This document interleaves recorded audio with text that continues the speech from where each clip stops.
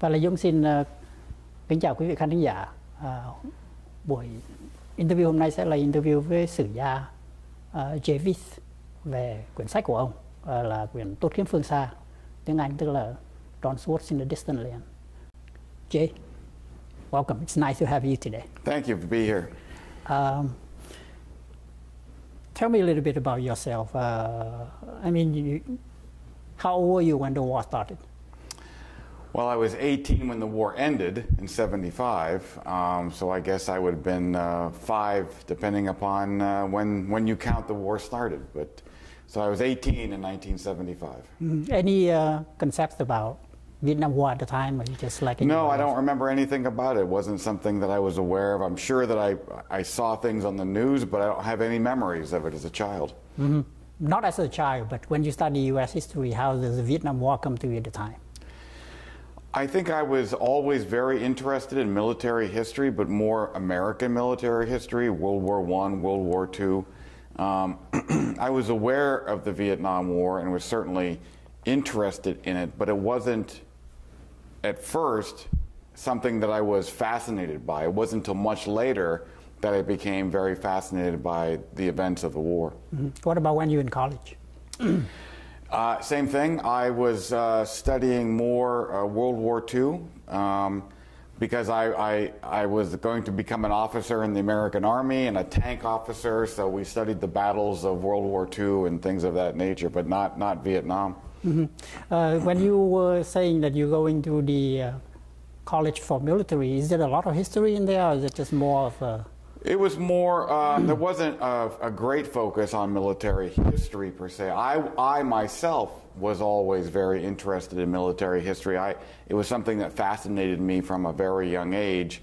Not only military history, but history itself. You know, what happened with, and especially historical mysteries. So it was something that I was always drawn to.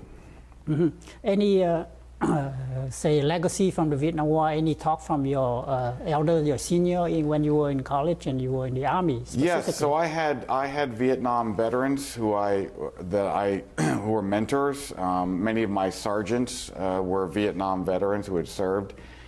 They often talked about the war and what they had done.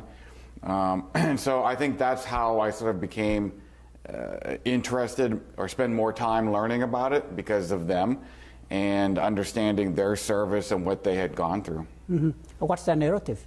What's the typical I think for them, as they were mostly infantry guys who had served either in special forces or in just line units, they thought that the story of the war had not been told correctly. That there was a lot of things that happened that that people didn't understand, and it was tough for them to translate their personal experiences into a broader narrative of the war. How do they view the journalists at the time? I don't remember them specifically talking about journalists, but I think from their perspective, this whole idea that the war had not been told, that what had happened in the war had not been told correctly, probably had something to do with the journalists and the media. Would you say that as a historian, your background in your military studying and anything like that will kind of shape your view about the Vietnam War, or would it come later? So that's a great question. So I think that my background as a military officer and my fascination with military history is what drew me to it, because it seemed to me that the ability to talk about the South Vietnamese military was the great unknown of the war. You know, we had Americans focused on what the Americans were doing, and then American historians focused on what the Americans were doing and what the North Vietnamese were doing, but no one had focused on what the South Vietnamese were doing.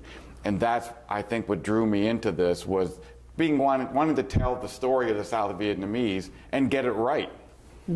And what's the motive? What inspired you into this? So why the Vietnamese? Well, I think I saw that there was this, I don't want to say great injustice, but that the story had not been told well and had been told wrongly in many ways. And so it was way too much on the negative side. And as I began to meet South Vietnamese officers and they would tell me what they had done during the war, it became very apparent very quickly that there was this tremendous story that had never been told. And I thought, well, this is my chance to tell their stories, and I need to sort of tell their stories before it's too late. Mm-hmm. How does it compare and contrast with the story that you've heard before when you were in the Army and the other senior officer of yours was telling you before, and with the one that you talked with the Vietnamese? Well, it's hard for me to answer because it's so long ago, I don't remember them. They were mostly focused on, the stories that they told me were mostly focused on their own American units and what they had done. They didn't have a lot of, I don't remember a lot of stories about the South Vietnamese per se. Mm-hmm. Do you have any specific person that really influenced you into this direction, telling you where to go, kind of? Well, the first man I think that sort of pushed me in this direction was a Colonel Ed Metzner, who I had met at the Texas Tech Conference, and he was the one who told me these incredible stories about, at that time, Colonel Lê Minh Dao, and who eventually became General Lê Minh Dao and commanded the 18th Division. And he always told me what a great officer he was, how hardworking he was, how that he could get so many things done. And so Ed took General Dao as an example to say, it's not just General Dao, it was many other Vietnamese who did similar things whose stories have never been told and will be lost to history. And so that's what pushed me in the direction of talking to General Dao and learning his story. Okay, so you're starting with General Dao, and kind of believe from there you branch out. Correct. I think reading your book, the way you're doing research is very different from other academics. People coming from academia are always kind of looking into the previous book, looking into the previous source, looking at outside. They read the French history, they read the Russian or whatever, but all in the academia. But yours is completely different. It's more pragmatic in a way that you look at the communication from the Foreign Service. You look at the telegram from back and forth from Washington and the CIA. I noticed that a lot of information, a lot of documents are coming from there. How do you get these access, and why are you researching that direction? That's a great question. So in academic research, one is supposed to look at what previous scholars have done. That is what is known as, you have to look at what they've done to see what they've said or not said, and then synthesize what they do. But because so many Americans had not written about the South Vietnamese or written about them very negatively or only put a very small amount in, I had to start from scratch. We say start from scratch, So my goal was to look at not only what try not to just use what the Americans were saying about the South Vietnamese, but to actually go look at the South Vietnamese memoirs and things that they've written to get the South Vietnamese voice about themselves. And fortunately, I was able to also interview many of the people who were senior officers or senior government officials at the time to get their inside stories.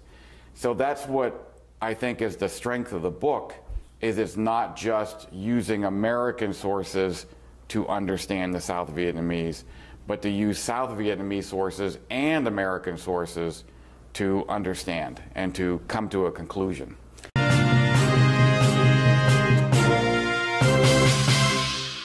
Yeah, it seems to me like if you're doing research from different directions like that, you would be likely to have a lot of conflicts. And how do you really, by what criteria do you so-called draw out the facts? Right. You have conflicting tales from both sides. And then well, that's a great question too, because what happens is that you have different perspectives, And I remember General Cao Van Vien always told me, that the Vietnam War was very much like the seven samurai. I can't remember the name of the movie, but there's always different perspectives.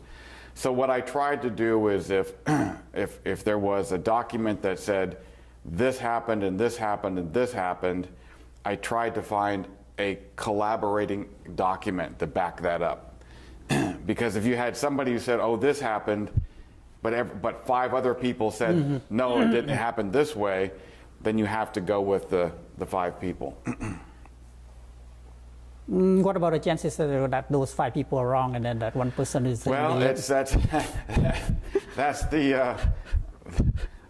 the judgment you have to make as the author to try to figure out what is the facts, you know. And sometimes you come to it, you can't make a conclusion. And sometimes you only have to say, well, person X said this and person Y said this, and here's what I think happened, and let the reader judge from there what they think is right. You're coming from the military, but there's also other people coming from the journalist side. Let's talk about Neil Sheehan, Peter Arnett, or David Halberstam, and people like that, Francis Fitzgerald. I think that those people they were in Vietnam, but they didn't speak the language. They had a difficulty understanding the culture, and they had a very deep bias. People forget the time, you know. It was the 60s.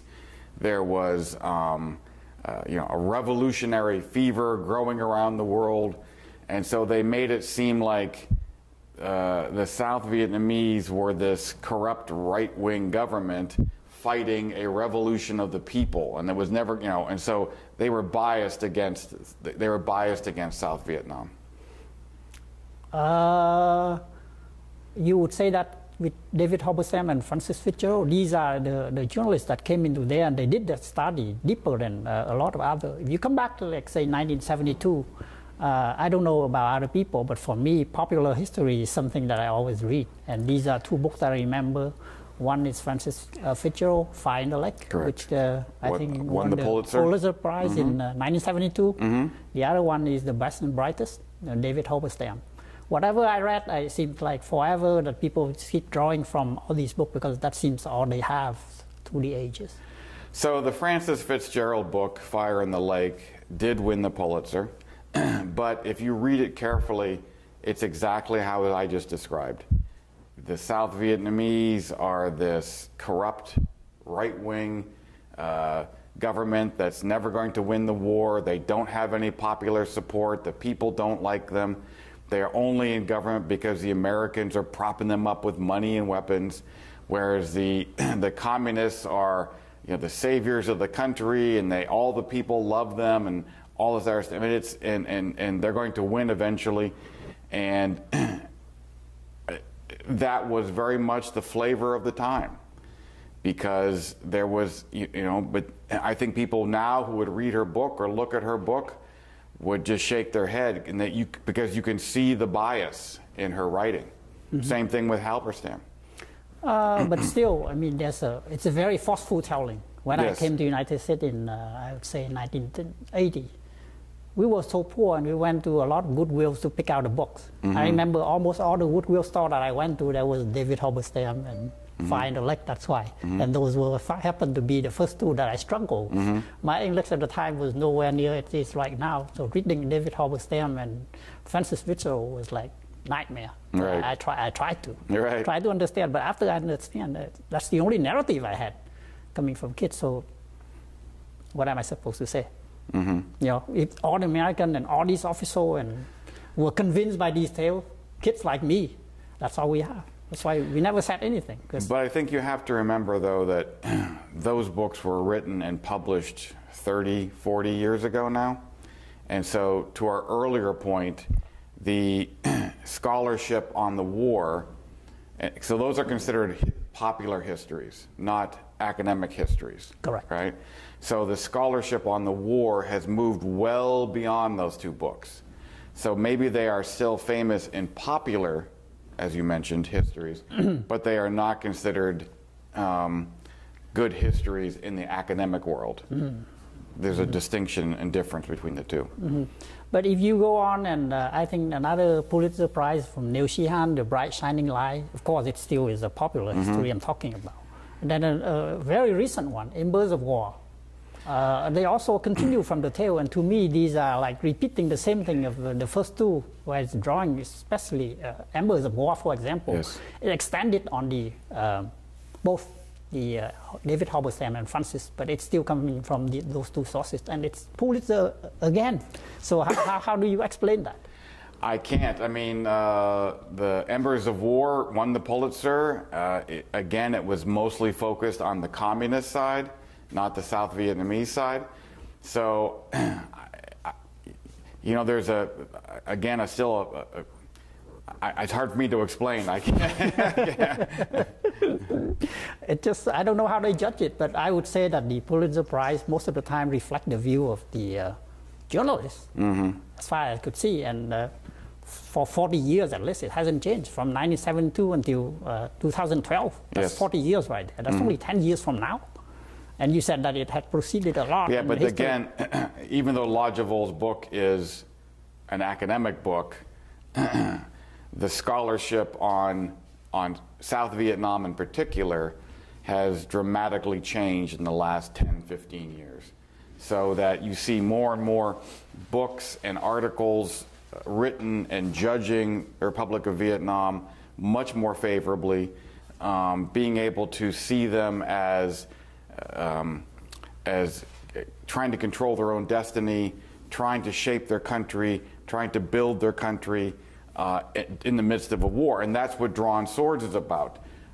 How South Vietnam was trying to build their country in the midst of a war, and how very, very difficult that is. That's on the Vietnam side. Let's talk a little bit about the intervention from the American side. The question of legitimacy. If you look at American coming in, it seems to me like the South Vietnam, it is not my narrative, but people saying that it's a bastard of the American and the Geneva Conference. It's just like Vietnamese on the South side is a product of both the American and the Geneva Conference. It's like they don't have a country, they just prop up the South. You know, it wasn't there before, the president wasn't there, he wasn't actually represent the people. They just prop up the South. So you're saying it like it was an artificial state. Exactly. Well, there's always, if you look at Vietnamese history, there was two strains of political thought. The first goal was to get rid of the French, overthrow the French, form their own country. There was one side that wanted the country to be a communist state. There was another side that had different versions of nationalism, being a Republican, and different versions of how democracy and republicanism works, you know. And you had the Die Viets, you have the VNQDD, you had other people who had different thoughts about how. So that both the French and the Americans recognized that there was these two distinct bodies of political thought, and so the French and the Americans wanted to create and support a non-communist Republican South Vietnam. And eventually it became South Vietnam because the communists were much stronger in the north than they were in the south. So when the Geneva Convention happened, they're saying, okay, we're going to have a South Vietnam where the nationalists can go and the North Vietnam where the communists can go, and then we're going to, the West will support South Vietnam. I hope that answers your question.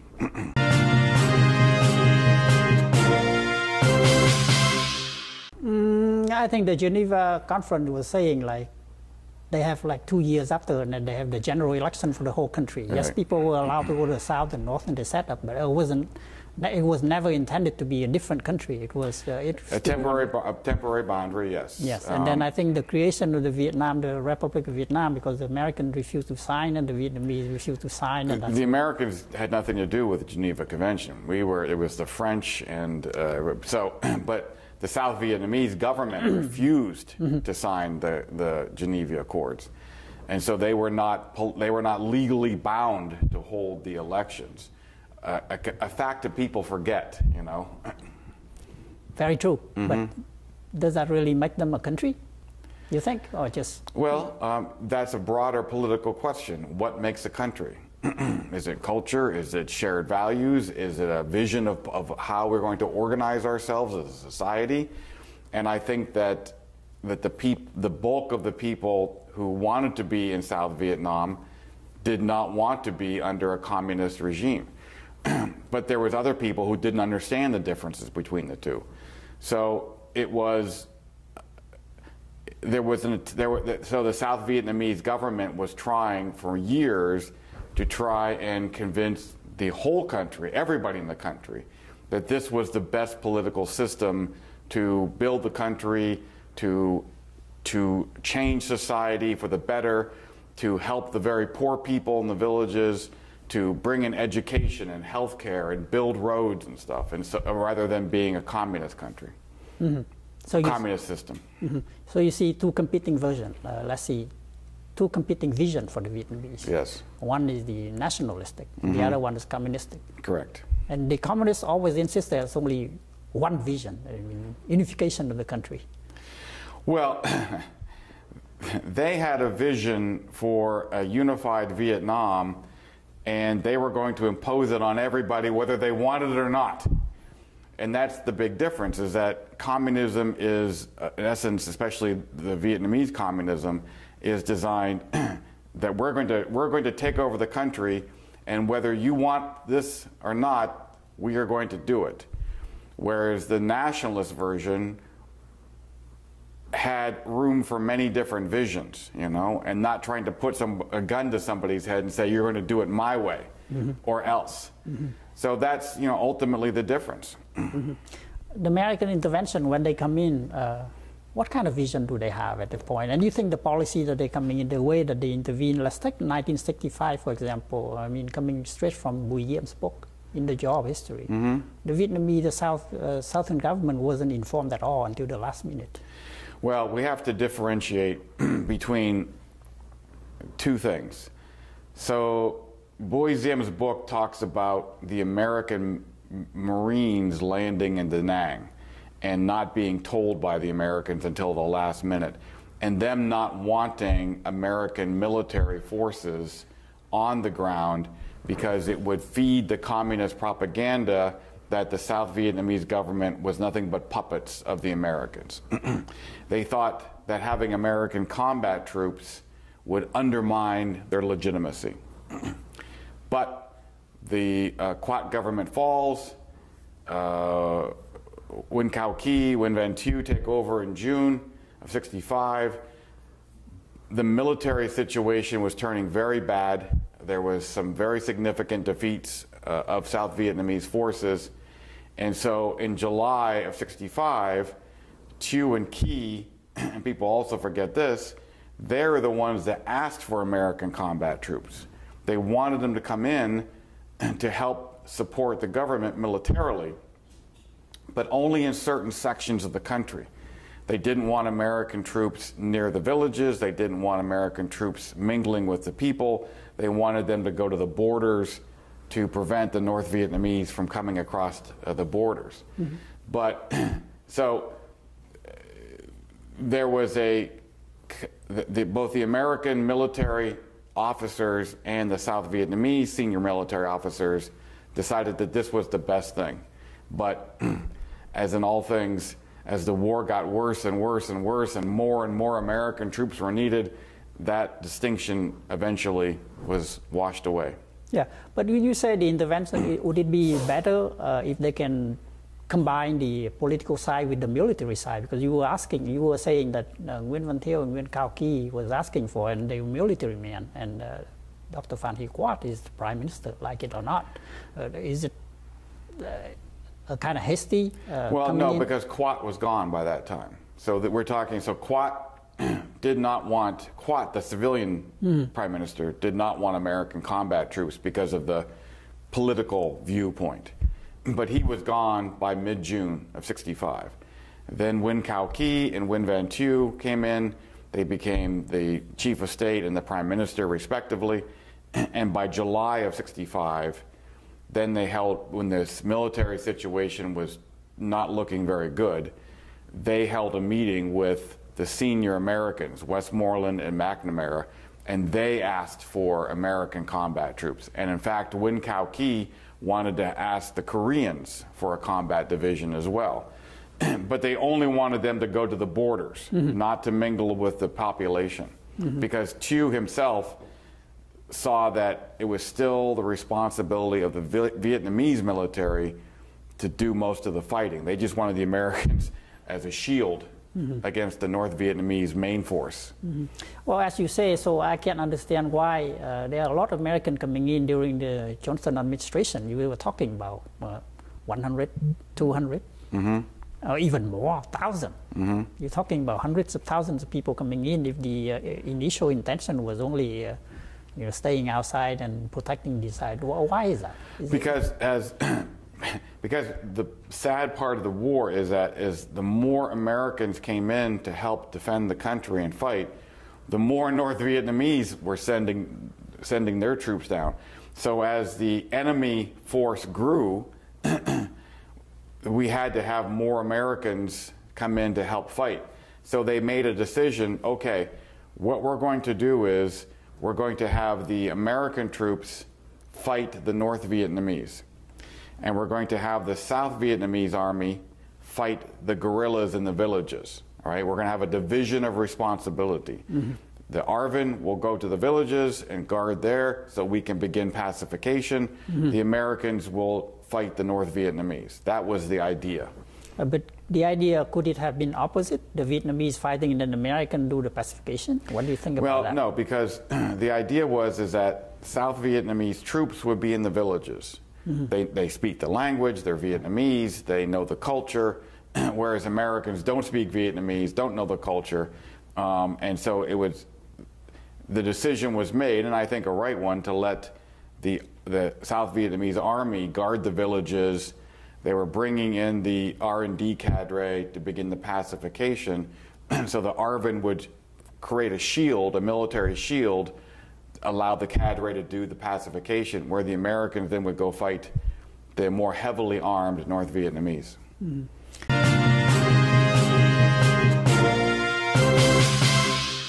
So the story seems to me like you said the intervention was correct, or the option was correct at the time. It was pragmatic from the side of at least the military. All the policy and all of the tactics and everything seems to be correct. And do you still think it's so for the complete of the war, or the length of the war? Well, or is it just the initial? Or? Whether American troops should have ever gone into South Vietnam is the great unknown question. You can argue both sides, you know.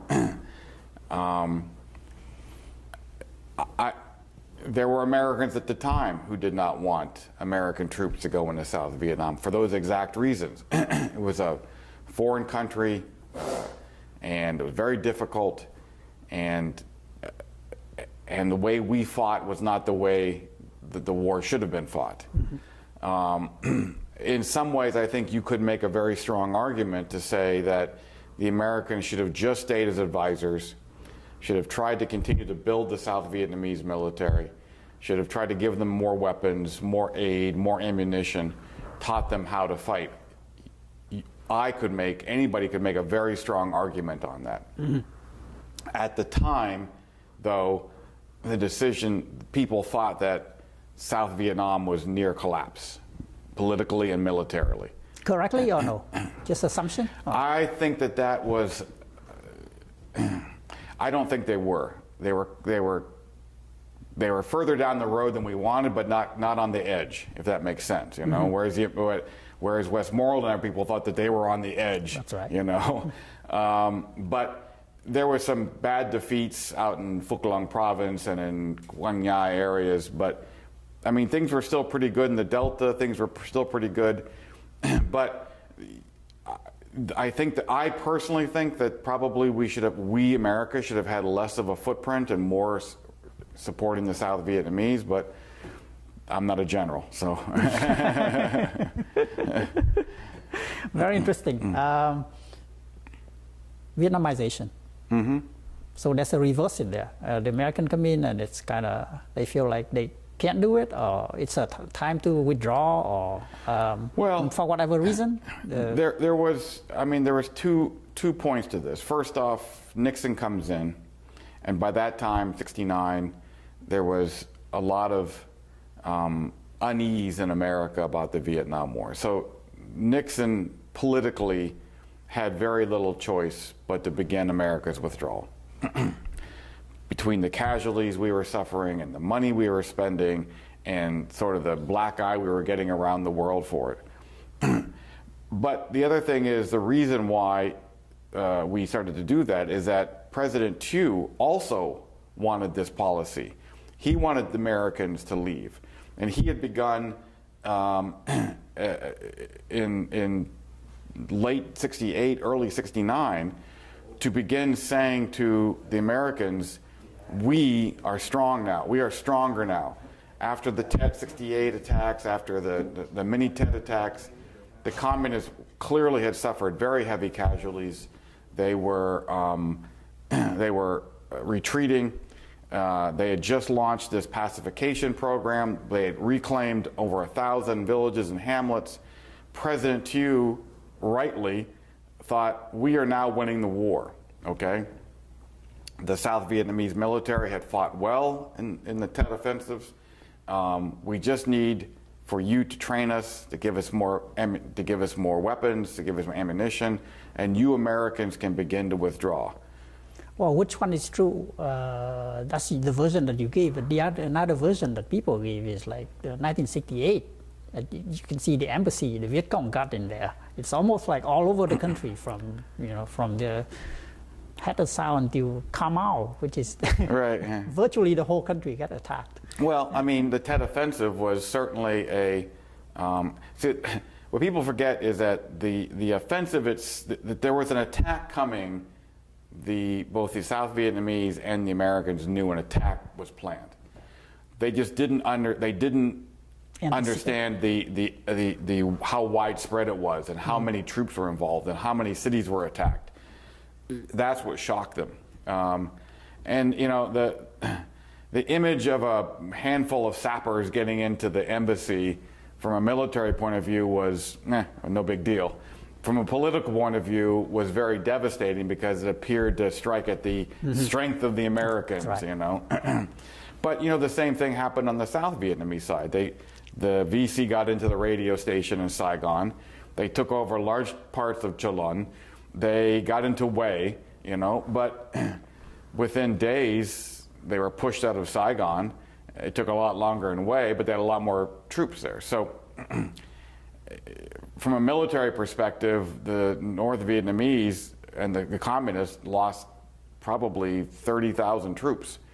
And it was a massive defeat for them. But politically, it seemed to show that the war was nowhere near going to end. You know, it was just going to keep dragging on and dragging on. Yeah, Frank Snap said that the American, like you said, knew about this attack before, like 5 days, because of one of the spies deep in there.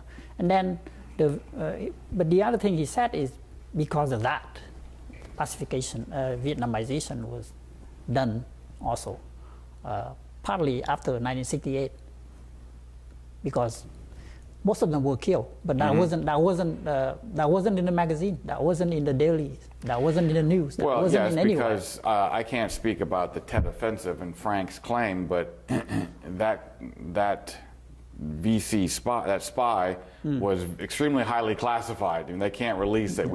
But you have to understand. So the thing that I don't want people to hear or think from my speak is that the Americans knew everything. They did not. We just had a suspicion that there was an attack coming. The South Vietnamese thought the same thing. And in fact, I just saw a cable yesterday about them talking to President Tuốt about how long they should have a ceasefire for Tet.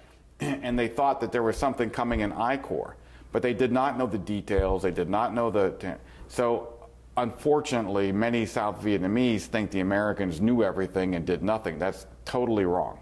Totally wrong. The Americans reacted very quickly, and they fought very hard too. Well, when you say the American, there's always the CIA, which is always on the mind of every Vietnamese. Everything is controlled by the CIA. Yeah, I don't have to tell you. It's total. It's just, for an American historian, it's just, we just look at that and just smile because it's not even remotely true. I mean, the embassy had close contacts with the South Vietnamese government. The CIA had close contacts, but it was more from just to understand what the South Vietnamese government was thinking, and to also pass information on what the American government was thinking. You know, we want to announce a ceasefire during Tet, as an example. So they would speak to them, how, you know, this is what we think, what do you think? You know, it wasn't the Americans coming in and telling them what to do, because the South Vietnamese would say, well, we only, and the Americans wanted to have a three-day ceasefire, but President Tuốt said, nope, only 1 day, 24 hours. And so it was 24 hours. So this idea that the CIA controls everything is completely false. Okay. That gives a lot of clarification, at least for the Vietnamese. Yes. It seems to all the powerful mafia right inside the government doing all the things that we don't know. Right.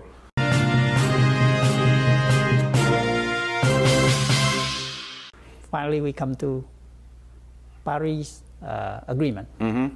Well, in your book, you said that's the best that we can get out of that. And the Vietnamese are saying these are the death sentence that we get from the American. Well, the Paris Agreement was, as I wrote, the best of a bad deal. I have seen a lot of writing from the North Vietnamese side, and including the instructions from the Hanoi to their negotiating team. Here are the things that we will accept. Here are the things we will not accept. And the number one thing that they would not do was withdraw their troops from South Vietnam. And the number one thing that President Tuốt wanted was to withdraw and make all the North Vietnamese troops go away. And so you had two completely opposite things. And so what Kissinger and tried to do was try to split the difference, you know, to say, okay, the troops can stay, but you can't reinforce them. You can't have anything coming down the Ho Chi Minh Trail. You can only have a one-for-one replacement. And the idea was that eventually, hopefully, that that peace would come, and that the North Vietnamese could not sustain their force in South Vietnam, and that they would turn and focus on economic development in North Vietnam and withdraw their troops, and peace would come that way. That was the hope. That was the hope, but is that the reality? No, because... No, I mean, when I mean reality, I don't mean like something that people don't know, but that sincerely was the hope. But Kissinger was pragmatic enough to see, and all the Vietnamese were pragmatic to see that these very bad faith agreements. Well, yes, it was totally bad faith on the North Vietnamese part.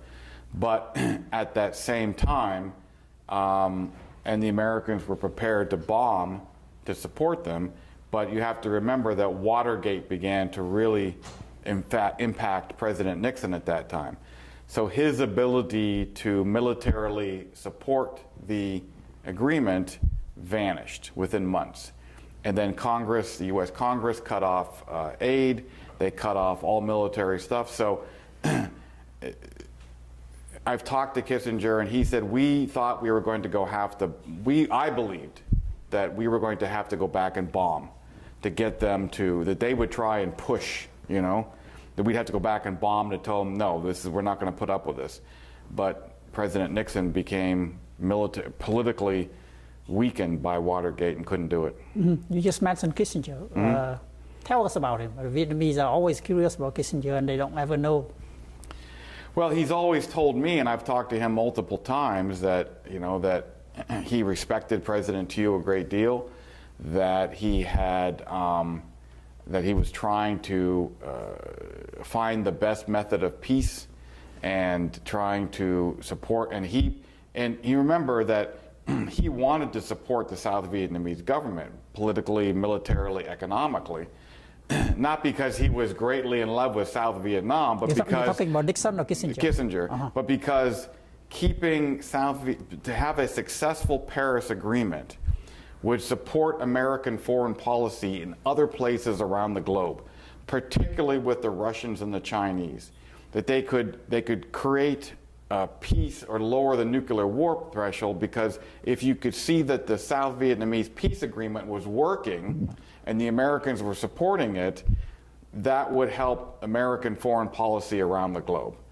So this idea that Kissinger and Nixon just signed the agreement and hoped that South Vietnam would die is completely false. They wanted South Vietnam to survive and prosper because not because they loved South Vietnam, but because it supported American foreign policy elsewhere. I hope that makes sense. Okay, so you do think that Kissinger is very sincere in his trying to establish peace for Vietnam, and he believed in the Paris Agreement or anything? Well, I don't know. He was very sincere in trying to establish peace. He knew that the Paris Agreement was, that if it was followed to the letter, it would bring peace. But he did not have any, as did Nixon, did not have any naive belief that the North Vietnamese would follow it perfectly. He knew that they would try to undermine it. And that's why he told me that I expected to have to go back to bomb again and then go back to Les Docteurs and say, listen, we're going to keep bombing you guys until you actually, So that was his actual intention, if not for the Watergate. Correct. And Nixon's also. So which come back to your book again. In the very beginning of the book, you were saying something about Corinthian, looking through the dark. Oh, that's a biblical phrase. Yeah, looking through a mirror, a glass darkly. Yeah. Yes. That was because it was very difficult for Americans, even at senior levels, to truly understand the dynamics of what was happening in the country. Are you trying to say there's some fatalism in there, regardless of what we do? Or no, I don't want to say fatalism. I mean, I think most Americans who served there were trying their best to support South Vietnam. They wanted the country to succeed. They wanted the country to prosper. It just, unfortunately, didn't work. And then your conclusion again with the Leviticus. Yes. Drawn swords. That was attempt to. As I've told you, the title for Black April was a title that Vietnamese would understand and be drawn to. But Drawn Swords was a title that I did to draw Americans to take a look at South Vietnam, not as this corrupt right-wing dictatorship, but a country trying to build itself with all its struggles and all its mistakes and all the right things it's doing. So I was trying to tell Americans, time to take a new look at South Vietnam and see it for all the good things it did and all the bad things. But it's just, that's a growing country, And so that's what I tried to use that biblical phrase. Well, the Vietnamese also have another saying. They always quote Lord Palmerston about the friends and enemies and interests. No two countries are ever enemies. And right. That's an old political phrase. There are no permanent enemies. There are only permanent interests. Exactly. Yeah. So, do you believe in that? Any of that? That's to me to your point earlier, a very fatalistic, cynical view of things. I don't know. I guess I've never thought about it that way, but I would say probably true, but not completely true. Yeah, I find it a curious parallel that Francis Fitzgerald was referring the find the lake with I Ching, and yours with the Bible. That's why I was trying to keep bringing up 50 years, and then with the Westerner trying to use the Eastern book to tell the American that they don't understand anything over there. And here we have you as American giving the Bible to all the readers and saying maybe the Vietnamese don't understand who we were and what we did. I was just trying to, trying to use something that would that would resonate with Americans and resonate hopefully with Vietnamese, that even though this was a fight in a distant land, it was still important, When you wrote this book, it was primarily for the American, or was it primarily for the Vietnamese that we were targeting ultimately in your mind when you wrote it? You always ask me this question. I don't. I never sort of think of the audience, which probably is a flaw of mine as a writer. I just wanted to tell the story of how, especially President Thieu, was trying to build the country and the Second Republic, and try to tell the story of the struggles of the South Vietnamese people and government to try and build their country. in the midst of a very difficult war. And so I didn't think this book is for the Vietnamese. I didn't think this book is for the Americans. I just thought I want to tell the story as best I can.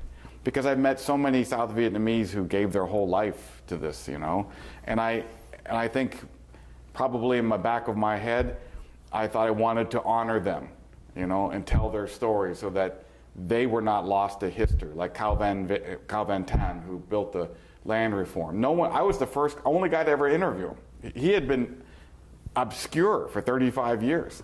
And Phan Kim Nap, the Minister of the Economy, how he was trying to change the economy to make it more, and Nha, the same thing, you know, trying to build the country.